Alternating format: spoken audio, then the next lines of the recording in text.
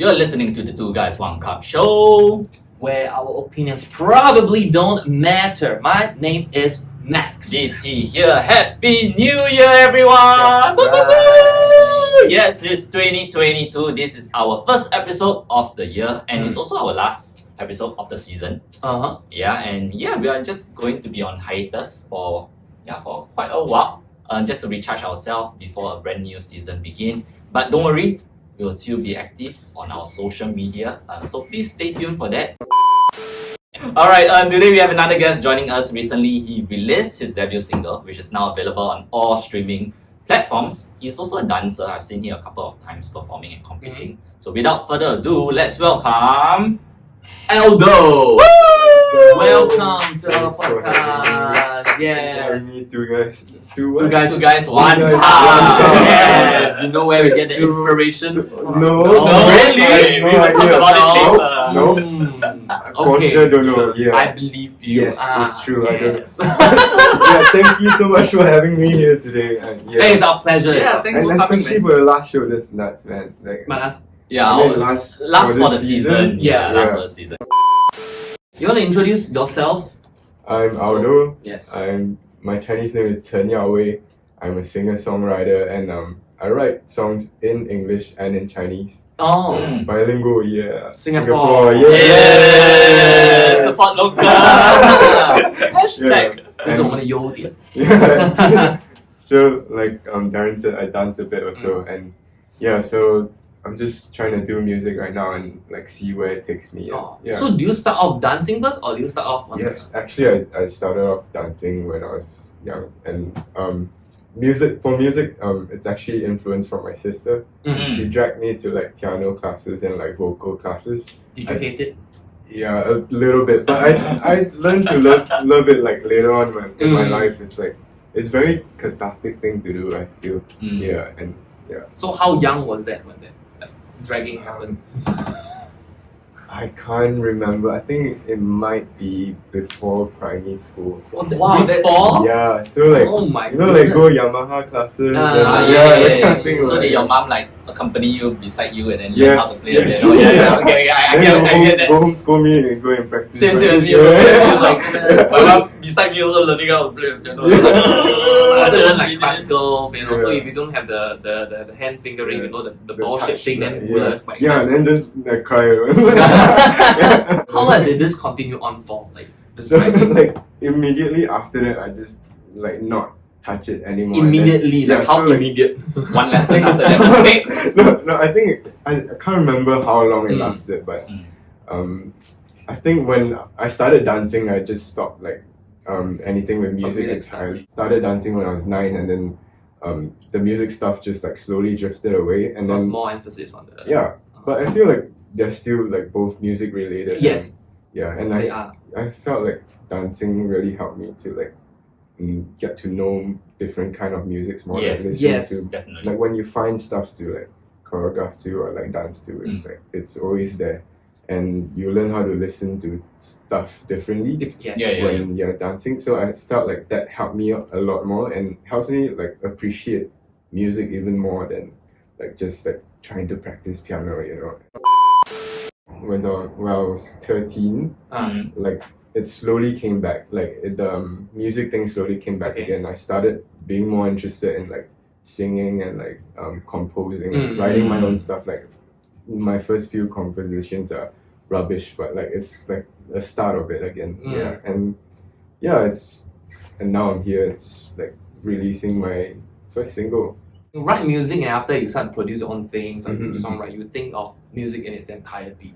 Yeah. And right, and because you dance, you go and you notice on all the small little Details. details, Yeah. the hits, the rhythm and things like that, and then you use those kind of rhythm sense, and then you go and write your own song. Yeah. You go and write the melody, and then you write out something so there's just groove just within the melody. You know, you a lot. I'm not saying that like man歌, like Yeah. yeah, nice, definitely.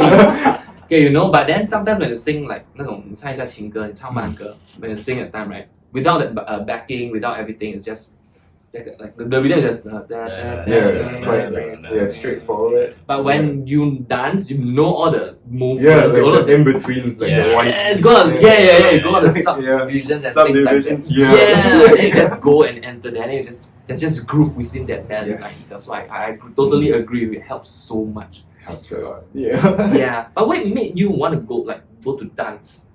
So it's like a hyperactive. Like from piano to dance is like two different worlds. My dad is actually a dancer. Oh. Yeah, my dad was like a breaker like in the past, back in Indonesia. So like he used to break, and then there's like photos of him like doing head spins and stuff. It's quite crazy. I don't break, so like that's the funny thing. Like I didn't know like why I chose dancer. So it's just it just comes naturally. Yeah, it just came naturally. I think I was watching like Michael Jackson a lot. Okay. I was watching like because MTV was like yes during that time. Yeah, and then I had like a bunch of Michael Jackson DVDs for some reason. So. Yeah, DVDs or VCDs? DVDs. Oh, okay. Yeah. So my time is As soon as like first move I learned was like moonwalk, you know, the classic stuff. And yeah, just snowballed from there, and then slowly went for classes and like the people there, like and slowly like try to integrate myself into the community and dance. Yeah. So you just randomly found some Michael Jackson things? Yeah, it's super. Have you ever thought, maybe it's your dad secretly wanting you to be? Maybe I. No, you go and plant Michael Jackson DVDs everywhere. Yeah, actually, it's like change. I don't want him to play piano. Yeah. maybe. He sucks at piano.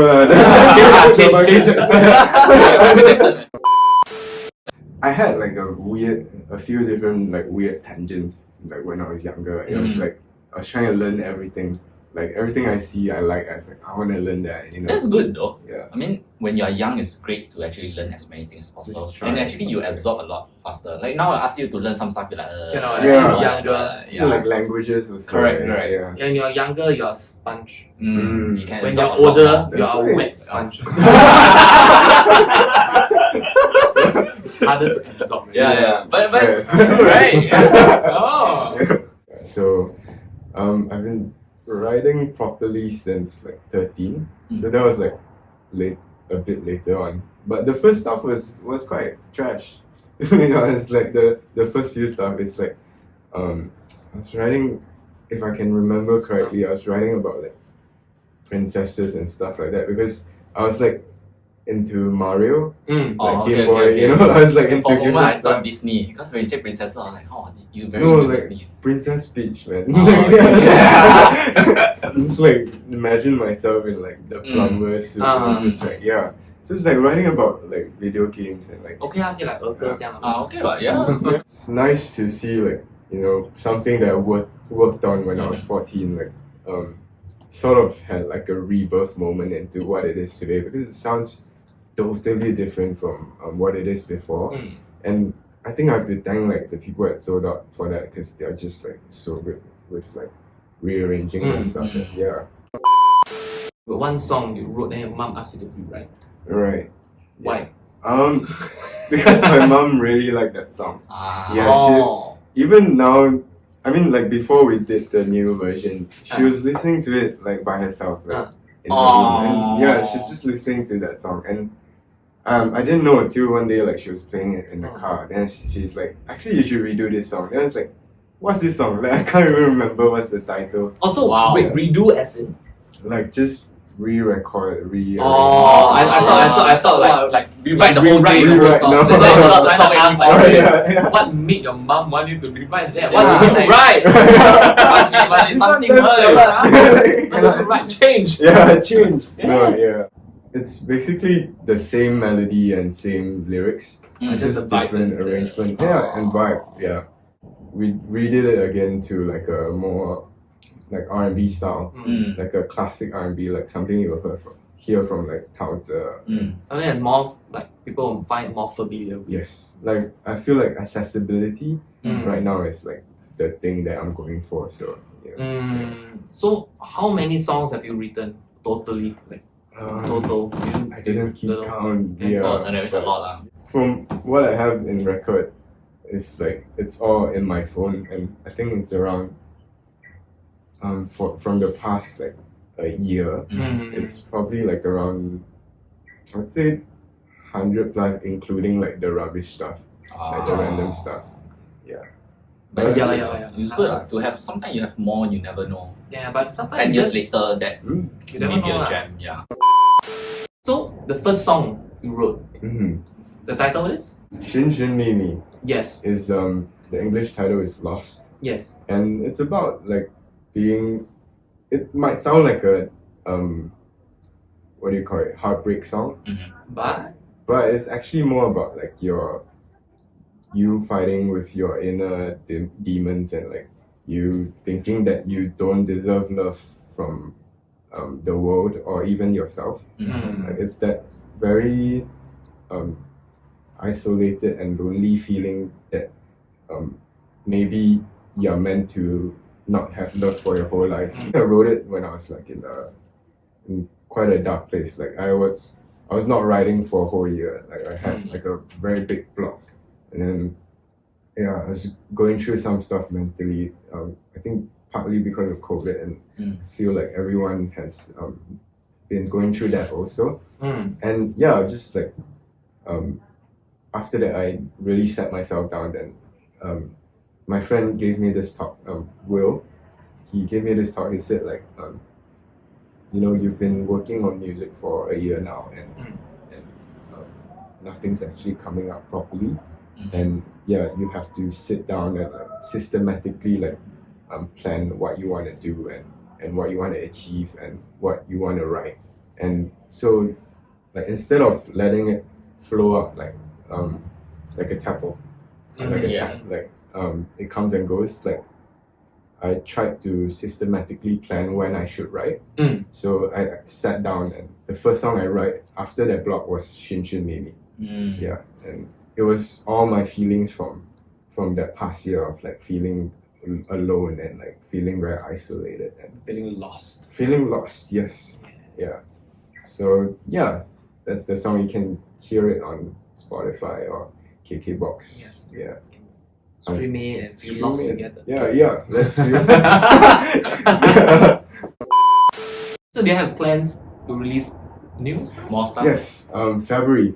The one that we talked about just now. Shifang, and actually I'm planning to release a bunch of stuff in the following months or so.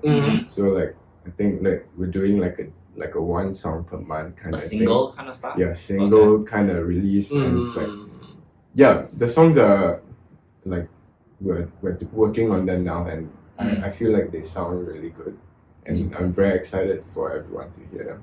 So for this, like each consecutive releases, are these songs gonna be like following the theme? Is there gonna be a journey through? So when I listen, yes, there's a little bit of a link. But that one.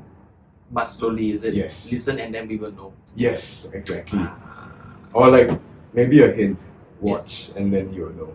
Watch and you'll know. Whoa! Now it's a lot of visual, huh? Whoa. A lot of visual right now. Yeah. So for all these songs, I'm just asking, like maybe after is it okay to share like how many singles probably is in plan? No, just quite a few, right? Quite a few, Quite a few. quite So a few. can I say, like, since you say that probably there's some kind of a linkage between each, right?